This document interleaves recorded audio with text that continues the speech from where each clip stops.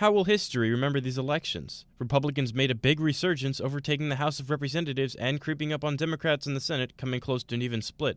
While Democrats remain in control of the Senate by the skin of their teeth, results around the country indicate voters' discontent with the current regime.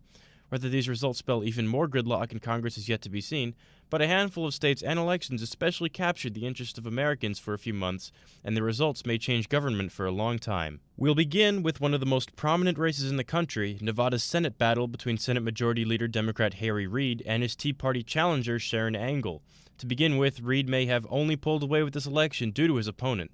Alex Burns, deputy editor at Politico, explains. You talk to people in that state, Republicans and Democrats alike, and they really do emphasize that Sharon Angle, when she was a member of the state legislature, she was a gadfly. She was not viewed as a serious person. She was someone who just voted against everything, made a lot of outlandish floor statements, and took a lot of really hardline positions that it made it impossible for her to win a congressional primary back in 2006, and it made it impossible for her to win the general election this year. Reid most likely was rooting for Angle to win in the Republican primaries, as Sue Loudon, the GOP candidate, may have given Reid a better fight than Angle did. But when Angle did win the primary, Reid was ready. Democrats in Nevada and nationally had hoped for some time that Sharon Angle or someone very much like her would win that nomination. You had a Democratic third-party group run ads against the Republican frontrunner in that Senate primary, Sue Loudon, to up the odds that someone like Angle would come out as the winner. And when she did, Harry Reid was ready with tens of millions of dollars in negative ads to define her very, very early as someone who is outside of the political mainstream. Jim O'Sullivan, chief analyst at the National Journal, believes Angle was simply not ready for the national stage. They completely insulated her from talking to the press. I covered an event, a fundraiser in Georgetown run by the National Republican Senatorial Committee, and they wouldn't even let reporters ask her questions. She was completely insulated. Harry Reid, of course, won the race and will remain the Senate Majority Leader, albeit with many less Democratic colleagues and a much more difficult road ahead. Just west of Nevada, California sees no effects of the Republican wave which swept across the rest of the country. Barbara Boxer in the Senate and Jerry Brown in the gubernatorial race both won their respective races handily.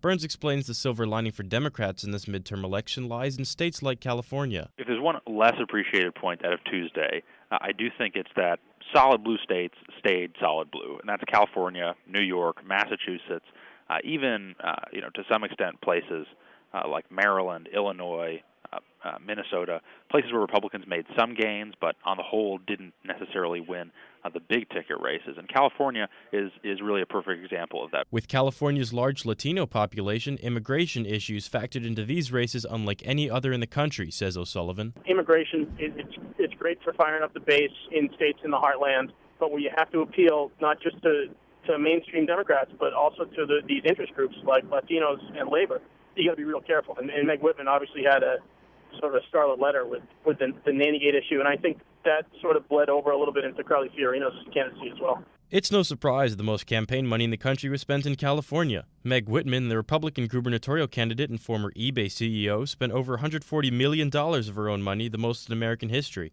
While most states have one or two major media markets, Burns explains California is a completely different story. In California, you're looking at San Diego, Los Angeles, San Francisco. You're looking at a lot of expensive media markets. So, it's not just the fact that there are more people than anywhere else. It's that you have to spend money in more places in order to reach them. Kentucky, however, is not as expensive of an area to run in, but it did see a marquee race. Rand Paul won a Senate seat. How did Paul gain his fame as the Tea Party's golden boy? O'Sullivan posits an answer. He's a professional. He's an ophthalmologist. He's a good-looking guy. He's a practiced and capable public speaker.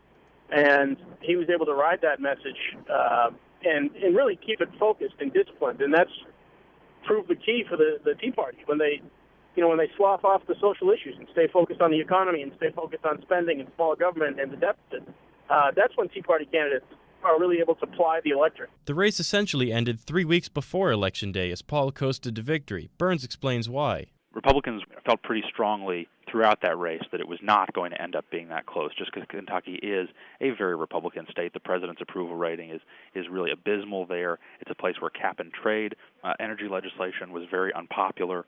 And Jack Conway is a solid Democratic candidate, but if you look at the national environment, there's no particular reason why Kentucky should be an outlier. Conway, Paul's Democratic opponent, apparently did not paint Paul as ideologically extreme as well as other Democratic candidates in other states that were facing Tea Party candidates did, like Reed in Nevada facing Engel and Michael Bennet in Colorado, who beat out Tea Party-backed Republican candidate Ken Buck. Just north of Kentucky, the Democrats' losses continue in Ohio as Ted Strickland, one of President Barack Obama's biggest allies, lost a very close race to Republican Jim Kasich. David King of the Harvard Kennedy School explains how Strickland let this one slip away. Strickland came very close. That race wasn't decided until after 3 o'clock in the morning, and it was Cincinnati that did him in. He did very well in Franklin County, which is Columbus. He did very well in Cuyahoga County, which is Cleveland. And he underperformed in Cincinnati, which is very interesting. The Get Out the Vote campaign there did not work for him. Why is the loss of Strickland in Ohio so important? Burns believes the White House is seeing and will see the most consequences. The White House, the National Democratic Party, they were hoping that they would get a couple results out of Tuesday that they could point to and say, yes, it was a bad environment in general, but our friend Ted Strickland won, or our friend Virginia Congressman Tom Perriello won. They were denied most, if not all, of those victories. But Strickland would have been a big symbolic win. It would have been a big practical win.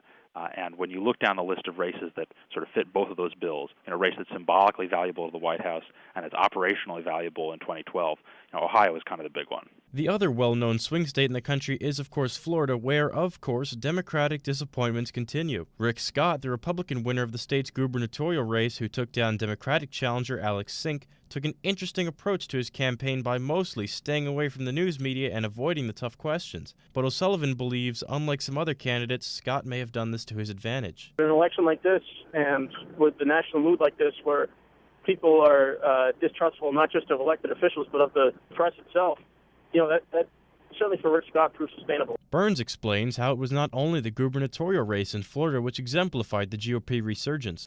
There were a number of competitive congressional races in that state this year. There was a competitive governor's race. There was a Senate race that initially looked like it was going to be competitive. And at every level, Republicans just wiped the floor with Democrats. They took every competitive House seat in the state. They took the Senate seat by an enormous margin. And in the governor's race, where they had this candidate, Rick Scott, who really had a great deal of personal and professional baggage going in, he ended up winning by about 40,000 votes over a very highly touted Democratic candidate. That's a real disappointment for the party. If you enjoy the gridlock we're seeing in the current Congress, then you're really going to like the next Congress. But what was the public really trying to tell its government with these elections? Burns may have our answer. This is not necessarily the public saying they want an ambitious conservative agenda, but it's certainly that they want to put a brake on what the Democrats are up to. But is more division really what's best for our government? If you are, a Democrat who believes that, the administration didn't do enough to ameliorate the recession, you do have to wonder how are they going to be able to make more progress in economic recovery, with a more divided government. We'll have to wait until 2012 to find out. Until then, for You Are Here, I'm Steve Burns.